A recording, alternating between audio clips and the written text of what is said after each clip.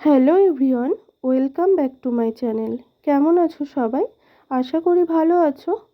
আজ আমি তোমাদের সামনে নিয়ে হাজির হয়েছি সামুদ্রিক কাকিলা মাছের রেসিপি। আমরা কাকিলা মাছ বলি, অনেকে আছে বক মাছ বলে। তো চলো আজকের এই রেসিপি তোমাদেরকে শেয়ার করা যাক। এই রেসিপি কিন্তু অসাধারণ হয়, এইভাবে বানালে এটা ভাতের সাথেই বেশি ভালো লাগে। তাহলে চলো আজকের এই রেসিপি শুরু করি। এই রেসিপির জন্য প্রথমে মাছটাকে খুব ভালো করে ধুয়ে পরিষ্কার করে জল ঝরিয়ে নিয়ে নিয়েছি একটা পাত্রে। এরপর মাছের মধ্যে দিয়ে দিলাম লবণ এবং হলুদ গুঁড়ো, আর তারপর দিয়ে দেব 1 চামচ মতো সর্ষের তেল। এই মাছ কিন্তু ভাজা করার সময় খুব ফোটে, সেই জন্য অবশ্যই একটু তেল দিতে হবে, তাহলে আর ফুটবে না, সেই জন্য। আর তারপর দিয়ে দিলাম সামান্য একটু লঙ্কা গুঁড়ো। এই লঙ্কা গুঁড়োটা কিন্তু একটু কালারটা যাতে ভালো আসে সেই জন্যই দিলাম। দিয়ে খুব ভালো করে মাছে লবণ হলুদ এবং বাকি উপকরণগুলো খুব ভালো করে মেখে নিলাম। এরপর গ্যাসে একটা কড়াই অলরেডি বসিয়ে দিয়েছি, পরিমাণ মতো তেল দিলাম, দিয়ে খুব ভালো করে নাড়াচাড়া করে তেলটাকে খুব ভালো করে গরম করে নিয়ে মাছগুলোকে একে একে ছেড়ে দিলাম।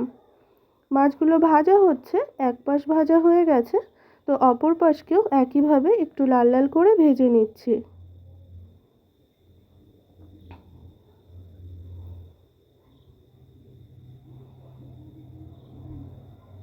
উল্টে পাল্টে খুব ভালো করে সব পাশ সমান করে ভেজে নেব। মাছ ভাজা হয়ে গেছে, একটু লাল লাল হয়েছে, দেখতেই পাচ্ছ। তুলে নিলাম একটা প্লেটে, আর বাকি মাছগুলোকেও একইভাবে ভেজে নিয়েছি। এবার কড়াইতে যে তেলটা ছিল সেই তেলের মধ্যে কিছুটা কালো জিরে ফোড়ন দিলাম। এরপর দিয়ে দিলাম কুচিয়ে রাখা পেঁয়াজ এবং কালো জিরে খুব ভালো করে একটু ভাজা ভাজা করে নেব। পেঁয়াজটা কিন্তু সফট হয়ে এসেছে। এই সময় দিয়ে দিলাম আলু। আমি এখানে দুটো আলুকে এরকম একটু বড় বড় করে লম্বা লম্বা করে কেটে নিয়েছি। আলু পেঁয়াজ একসাথে একটু ভেজে নেব।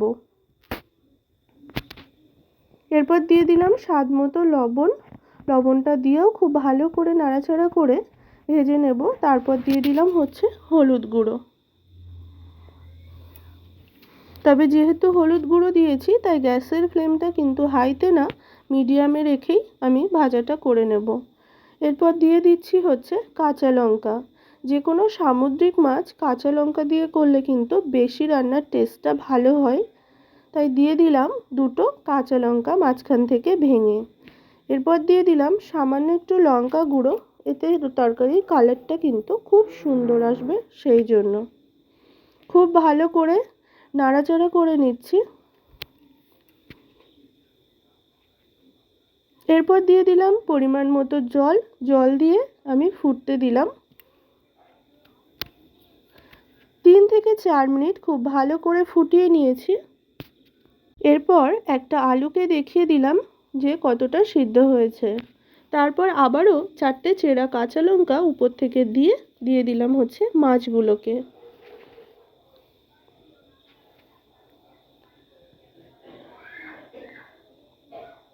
এরপর দিয়ে দিলাম আমি দুটো ছোট মাপের টমেটো একটু বড় করে কেটে রেখেছিলাম, সেই টমেটোটাও কিন্তু দিয়ে দিলাম।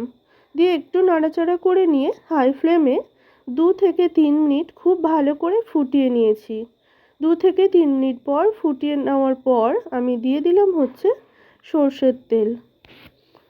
যেহেতু সামুদ্রিক মাছ খুব সিম্পলভাবে তৈরি, তবে এই কাঁচা তেল একদম নামানোর একটু আগে দিয়ে যদি নামাই, তাহলে কিন্তু ফ্লেভারটাও খুব সুন্দর আসে আর খেতেও বেশ ভালো লাগে।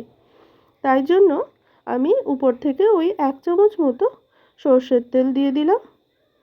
দিয়ে বেশ 1 মিনিট একটু ফুটিয়ে নিয়ে নামিয়ে নিচ্ছি। তৈরি হয়ে গেছে আমার আজকের রেসিপি, সামুদ্রিক কাকিলা মাছ আলু দিয়ে আজকে রান্নাটা করেছি। তো আজকের রেসিপি তোমাদের কেমন লাগলো অবশ্যই জানিও।